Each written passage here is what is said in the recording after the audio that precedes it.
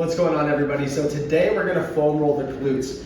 If you've been doing a lot of lunges, which I'm sure you have, or squats, your glutes might be a little bit sore. It's a huge, powerful muscle, and it's one of our main hip extensors and drivers in our body. So you wanna make sure you're keeping your glutes loose. If you're having a lot of lower back pain, even frontal hip pain, that actually can come from your glutes. So we wanna make sure we're keeping them loose. And I honestly think a foam roll followed by a really good stretch is probably one of the best ways to do it. So what we're gonna do is we're gonna start with the foam roller right here. I'm gonna show you a side view. Okay, on the left side, there's a couple different ways. Some people like to get their piriformis, which is right here, which is more of, right on the side of the hip. I'm gonna actually do a separate video where we do lacrosse ball mobilization with that. It's a little more effective. So I'm gonna show you guys just the main part of the glute. Okay? So what I'm gonna do is I'm gonna get like this, just like we're gonna go into the hamstring stretch, but obviously we're doing the glutes, so we're just gonna stay right there on the butt.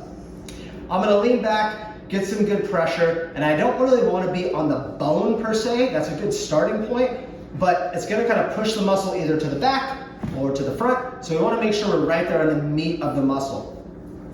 What I'm gonna do is I'm gonna come forward a little bit. It's not gonna be much movement. And from there, I can already feel it, okay? I did legs a couple days ago, so I'm a little tender. I can feel that spot. I'm gonna maybe go to the side a little bit, but once again, I don't wanna be right there on the glute med area, okay, in the piriformis, deep in there. I wanna be more on the superficial part of the glute.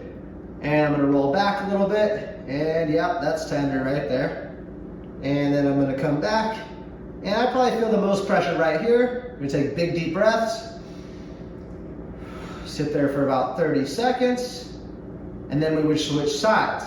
Now, there's another way to do this. If you're not super sore, this might not be enough pressure because it is a big muscle, okay? Another way is we're gonna put our leg over just like we would on our calves or anything else, and we're just gonna kind of put a little more pressure on ourselves. You can push down with your hand, but it's kind of a weird position, so I always just like to put my leg over, put a little more pressure, okay? Right there, that's enough.